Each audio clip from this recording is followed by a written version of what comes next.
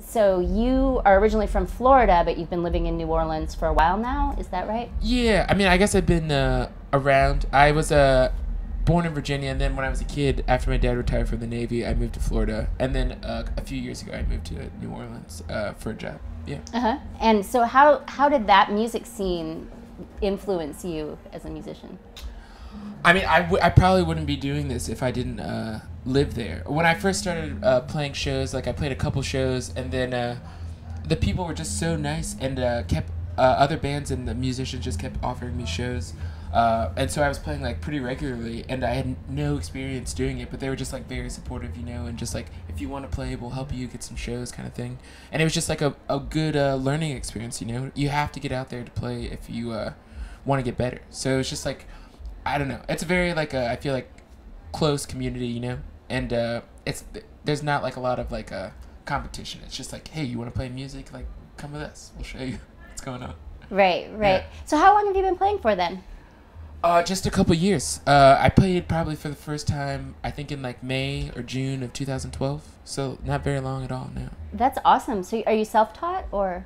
Yeah. I took one lesson when I was in 6th grade, and we played one string literally for an hour, and that was the only class I took. I dropped it. I dropped the class, the guitar class. So did you learn by listening to records and trying to play along? Like, what did you do? Well, I mean, it's really easy now. If you want to play guitar, there's like tons of stuff on the internet, Right. and you don't even have to read music to play guitar. They have tabs and stuff. So, Right.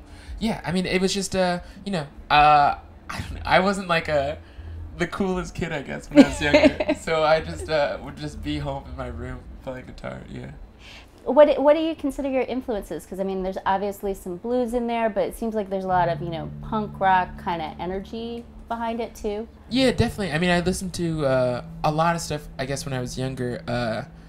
Like I said, I mean, I'd like spend a lot of time, I guess, like if I found a band that I liked, I would go online and like it was like right when YouTube came out, and like just like look up every interview and like every video I could find of them, and like find the people that they like too. So I mean, like I guess I got around, musically and with genres and stuff, just like trying to take in everything. Yeah. So who were some of those bands that you did that research on?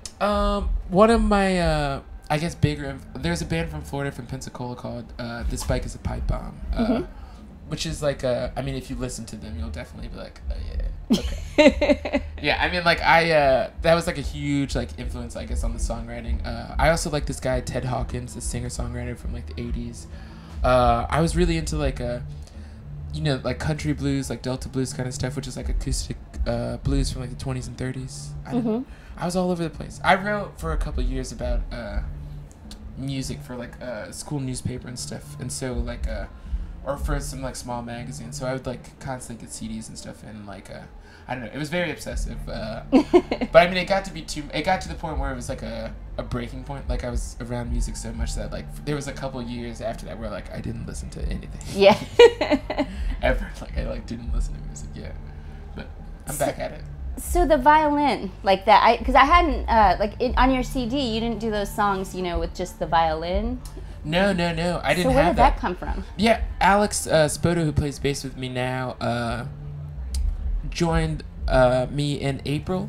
We were doing some shows with this other band from New Orleans called Hooray for the Riff Raff, and yeah, I mean, he plays bass. I asked him to play bass because he had played maybe for like a year in a jazz band in high school, and he's that's not his thing at all, but he's a really, really good violin player.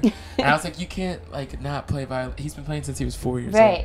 So I was like, you got to do it. And yeah, I mean, we just were out on a tour earlier this year, and the opening band hadn't heard this song by this guy Furry Lewis called Falling Down Blues. And so we were like, oh, let's just do that tonight. And it ended up working out great, and so we do it regularly now. Yeah. Yeah, it seems like a real like kind of revisionist Americana. Like. Yeah.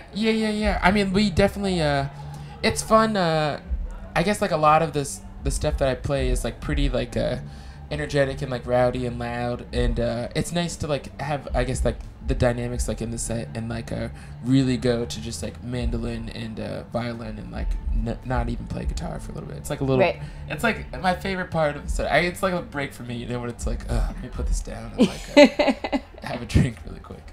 If some of your music is pretty rowdy, have you ever had a mosh pit break out at one of your shows?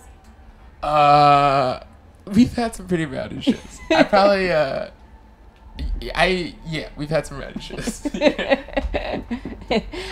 So you said that you like small club shows, and you're playing at the Continental Club next week. What is it that you like about being in that small environment?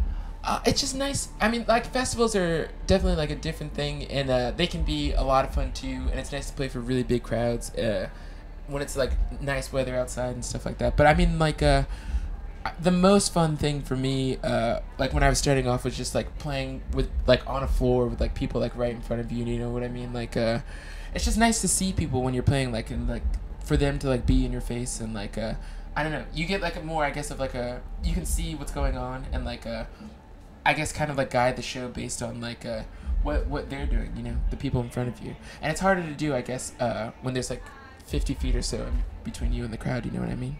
So you can tell, like, if they want the mosh pit experience or the quieter. Yeah. I mean, it's very, I mean, they're right there, like 5 feet in front of your face, so it's easy to say, like, oh yeah, we should play this song, or we should play that song. Sometimes we write out a set list, but sometimes we don't. And if it's a smaller club, we usually don't do it, because it's just more fun to just say, like, what should we do? What do you guys want to hear? Yeah. Excellent. So what's next for you?